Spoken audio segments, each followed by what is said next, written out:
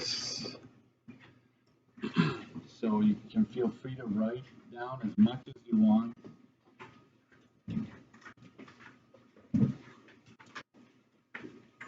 Cross things off. I would correct it with a pen or something, but it's up to you. You get to keep this one. The hair salon provides haircuts for children and adults. I think when you read that, you've got your two variables there. Salon books at least 5 adult appointments for every child appointment. I would say the word at least, right? That would be an inequality right there. Next is the salon books at least 90 appointments per week. Okay, so that's another one right there. The word at least, or right, if you see those keywords, you know you're up to something there. On average, a child appointment takes 20 minutes, while an adult appointment takes 45 minutes. There's actually no restrictions stated here, just a fact. Right? It's almost like this one costs that much, the other product costs this much. So this is just information. Among all the stylists available, there are up to 160 hours to cut hair. That's another inequality right there. So yes, I didn't break it up like I sometimes do, right? These are your restrictions. This is information. So you have to kind of fish for it. Define the variables and state your implicit constraint. So this would be number of children's cuts, number of adult cuts, right? And then X and Y has to be greater than or equal to 0. You're saying all the action is happening in quadrant 1, okay? So develop a system which accounts for the restrictions in this problem. So the first one here is probably the most challenging to do, but when you have something like that, I would just put Y and X against each other like that, and then you ask yourself, which one do I want more of? I want more of the adult cuts, right? Like that.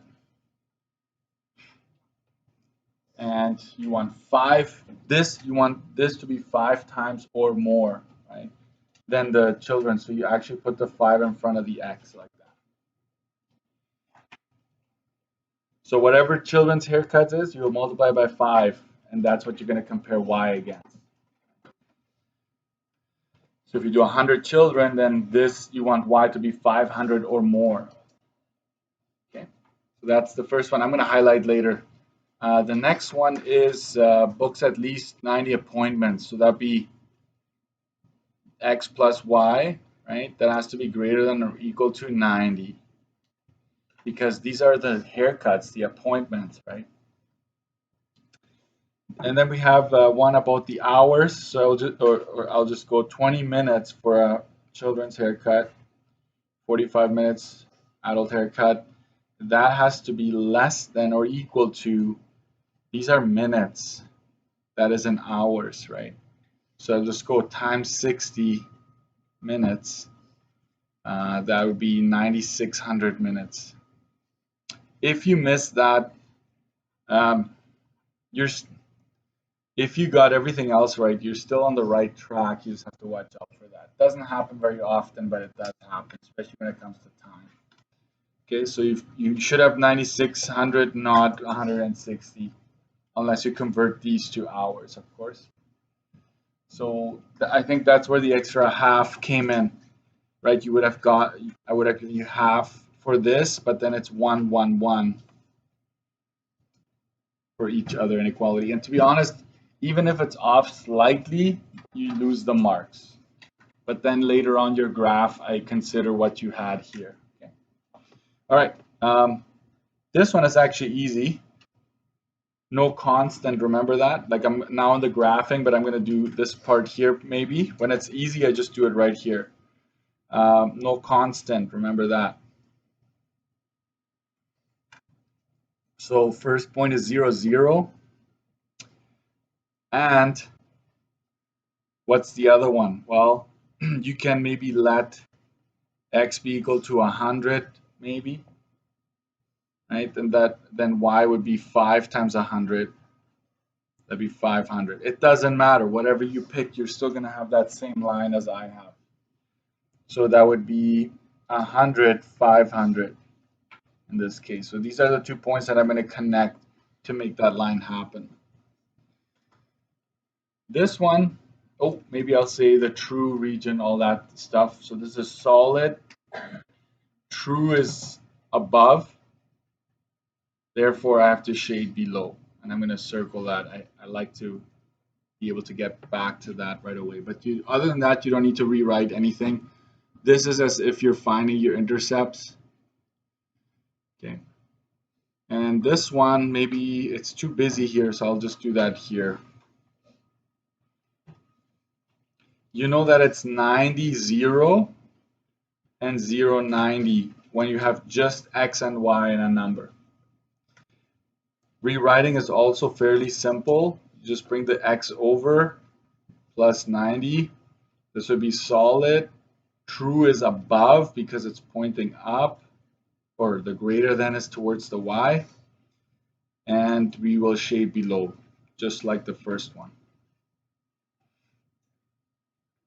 So I would give you 1 mark for that. Actually, this is probably slightly off. I would give you some mark for the work and then some for the graph. It's not quite accurate. Next, we have the 20x plus 45y.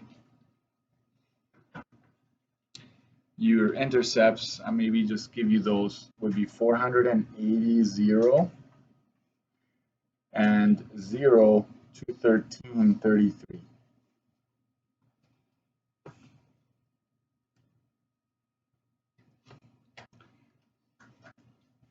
And here you are now. Let's rewrite it. 45y is less than or equal to negative 20x plus 9600. Divide everything by 45. And here I'll just leave everything the way it is. Okay, I'll put that like that. Plus 9600 over 45. I will also leave it the way it is. Solid. True is below.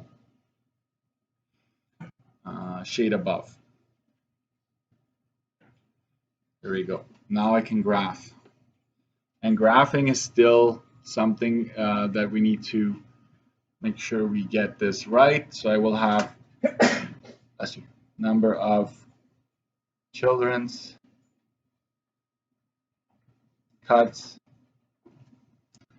number of adult cuts. And by the way, you can use the whole page if you ever need to do the work. Anywhere on there is fine. Like just have the work on there and I'll be okay with it. So I'm looking at my intercepts. 90s here. I am at 480 for my x-intercept. And because I picked x equals to 100, y goes to 500 even. So I'm going to make sure I go 500 in each direction because of what I've picked. Okay, so 1, 2, 3, 4, 5, right? This is 200, 400, and I'll maybe go to 600. And then over here, 1, 2, 3, 4, 5, 6. I'll do the same thing. Just think, right? Like sometimes you need to go back and redo your scale. I should have technically graphed this before on the calculator, and I'll do that real quick here. So I'll just type in 5x. I'll type in this one into y2, and I'm typing in this one. Look at, oh, I did reduce that 4 to 9, but you don't have to. 5 goes into 24 times, it goes into 45 9 times, but you don't have to. You could have just typed it in exactly the way it is here. I had to change my window already, okay? So you go ahead and do this if you want to follow along. Let me just change So I'm going to graph this, which looks like that. I have a window that goes, is very similar to what I've used here. If you use a standard window, you might not even see something. You might see one of them. The one that starts at 0, 0 will show up briefly. Okay, so this is what you're expecting to see if you do everything right. That's another reason why I like to have this ready to go. So let's graph this. Which one do you want to do first? Let's do the 5x. If x is equal to 100, y is 500. So I'm just going to connect 0, 0 with that. And remember, word problems, it's usually a solid line. So y is equal to greater than 5x. And then you have 90, 90. So there'll be 90 here and 90 there. Okay, just connect those. I will label it a little later because it might be in the way. Then you have 480 and 213. This is 200, 213 would be just above it.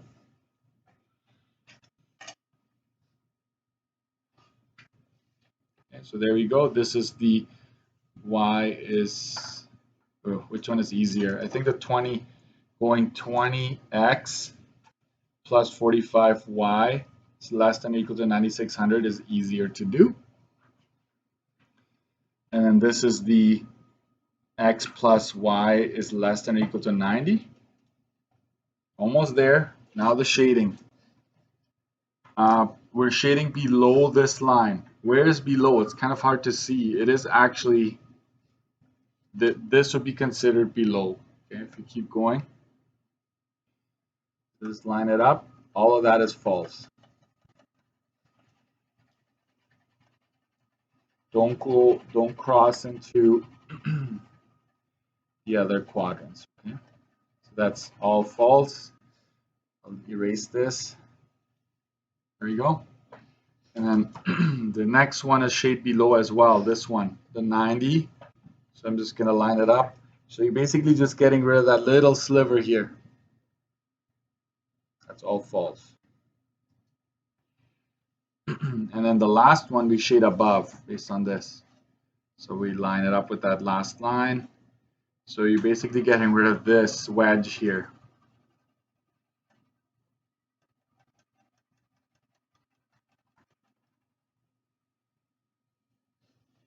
So you have a tiny solution region, which is right here. But just make sure you write that in. Because we're using, especially because we're using reverse shading. Trust me, it's in there, watch. It says solution there. See, right there. Bring your magnifying glasses, lenses. All right. So that's what it was supposed to look like. And now we have to still do the other parts, because up to here, including the corner points, you should have been exposed to this by now. So let's find the corner points. I'm going to state the ones that are easy that I already know. I know 0, 90. I know 0, 213, 33. We have discrete data here, right? Number of haircuts. So it's 0, 213.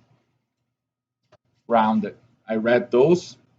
And I still need to find these two here. Because it's where the lines meet surrounding my solution region. So let's go second trace 5. I'm on the blue run right now. Maybe I'll come a little, I'm going to go left here. So there we go. So I'm going to go hit enter, jump to the black line, hit enter, enter. So it's 3918, 195.92. And we'll round that as well. So that's 39, 196, like so. And let's find this one here, second trace 5. I'm on the blue, I'm going to get closer to the red one, hit enter, it jumps to the red automatically. That's 1575. So that one is a whole number already. there you have it. Those are your corner points there.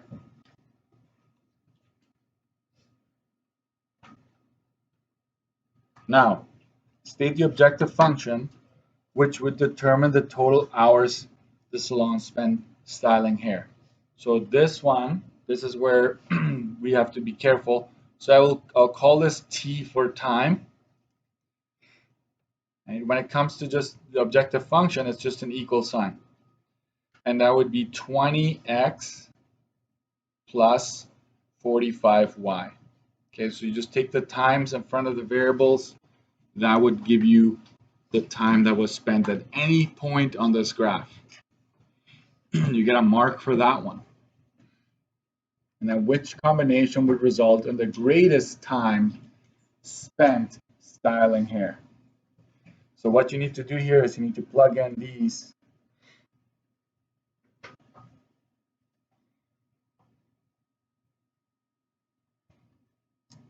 And you'd be surprised even if you get the inequalities wrong, but you go through these steps, how many marks you can still score. Because I kind of just see based on your graph, are you doing the rest correctly? So you plug this in. T would be 20 times 0 plus 45 times 90. This one would be 20 times 0 plus 213 times 90. Now it's just busy work, right? 20 times 39 plus 213 times 196. And then it's 20 times 15 plus 75 times, sorry, 213. What am I doing? Sorry, guys. I'm in a different planet here. Hold on. It's always supposed to be 45, right? So 45 times 213, 45 times 196, 45 times 75.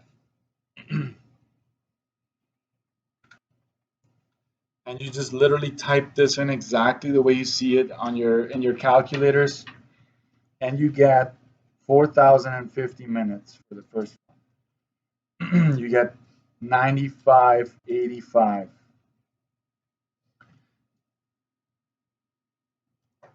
Then you get 9600. And then you get 4275. So they want the greatest amount of time would be this one right here.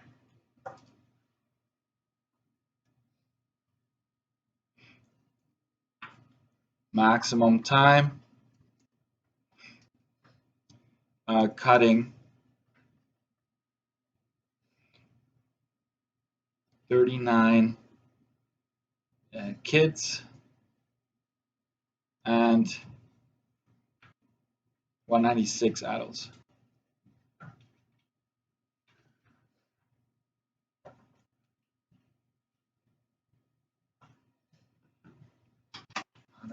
Adults.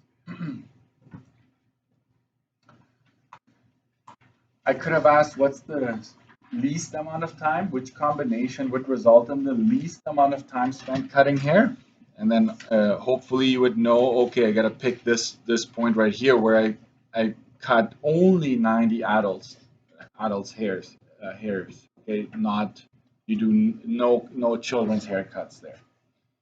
And remember, all of these are found within our solution region, right? And so from those, we pick the best, right? The best answer in this case. All right. You can tell that there will not be enough time to do another one. And that's okay. We'll just take it the way it is. Do you want to, let's do the back side. Might as well do the back side while we're at it, because that's also going to be part of the test, just being able to read inequalities. So write the inequalities, and remember, there's the solution region. This is a system where reverse shading has been used.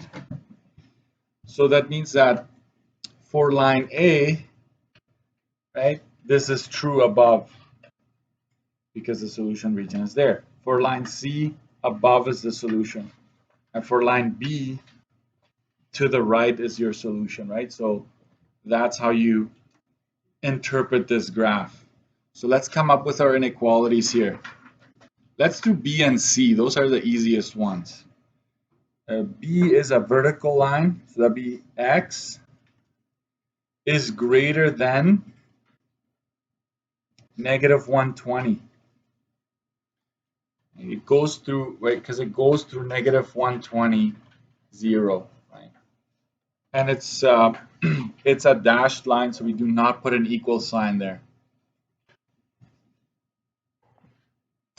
Line C is a horizontal, so that'd be Y, and I know that the true region is above, so it'd be greater than or equal to, because it's a solid line, and I'm at negative 120, negative 20. This is 0 or negative 20 here. And then last but not least, our diagonal line. Did I give you 2 dots? Yes, I did. So watch, right? There's one here, right on the intersection, and right here. So I'm going to see 1, 2, 3, 4, 5, 6. 1, 2, 3, 4, 5, 6, 7. So my slope, I can go Y, and I can say this is a rise of 6, a run of 7. It's positive because my line is going up from left to right. So 6 over 7x plus 1, no, not 1, but plus 10 because it goes through 10. And the true region is above the line. So I'm going to go greater than, but no equal sign.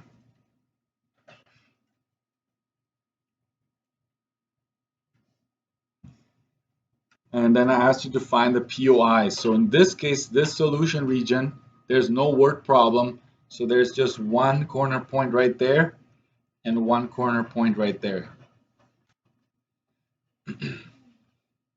So if you enter these into your calculator, you should be able to get those, and I'll just give you the answer. So that's negative 120, negative 20. That one is very obvious. It's straight from the graph, actually.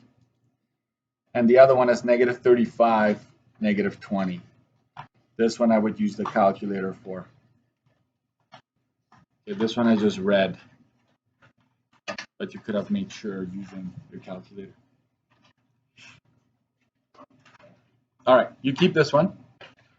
I will still give you the AC that I meant for you to do and me to take in. I'll still give you that one. While you do that, can you please get your booklets out? I'm just going to tell you where you can find some more review material.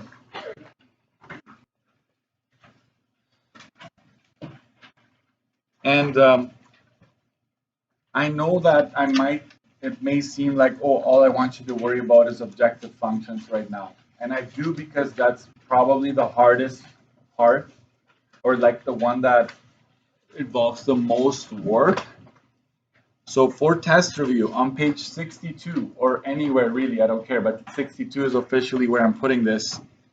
Questions with objective functions, which we call optimization types questions, are found in the following pages. You may have already done 64. That was the video probably assigned for you to do 63, 64, I think. But there are some more pages scattered. However, the keys, when I post them, they're not going to have all of these like in that same way. They're going to be, I might post, 65, 63 to 67, let's say, and then 68 all the way to 75, So you just have to go find the keys, the answer to these questions there. And if you flip through your booklet, sometimes the answer key is shortly after, like I scanned it and put it in the booklet. So you might be able to just find it in there. And the next part, I don't necessarily need you to write the whole thing down unless you want to. I'm just going to give you a little overview as to what to expect on the test in general. So if you want to take a picture of this, or if you want to write it down, I'm going to leave it regardless. It's going to be on the video.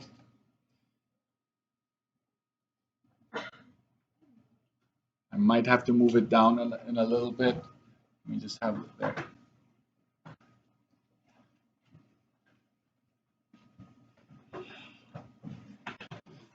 So let me just talk about it at least.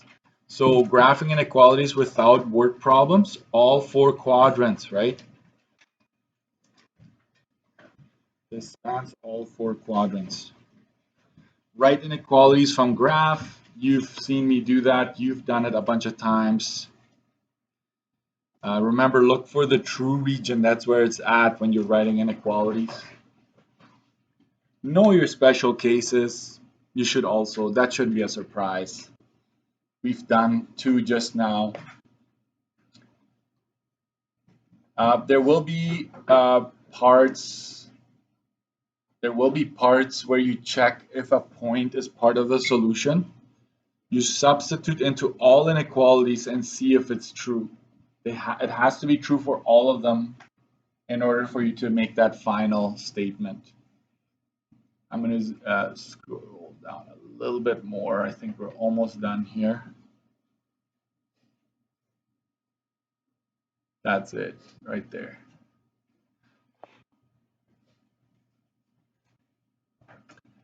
Remember, flipping the sign if you're dividing by a negative number. I think you should remember that. And if it's just this, it'll be a dashed line. If you have the equal sign under the inequality symbol, you have a solid. Remember that word problems are only in quadrant 1, right? Only quadrant 1 for word problems. Should I say implicit, constraint? Because I don't want you to lose.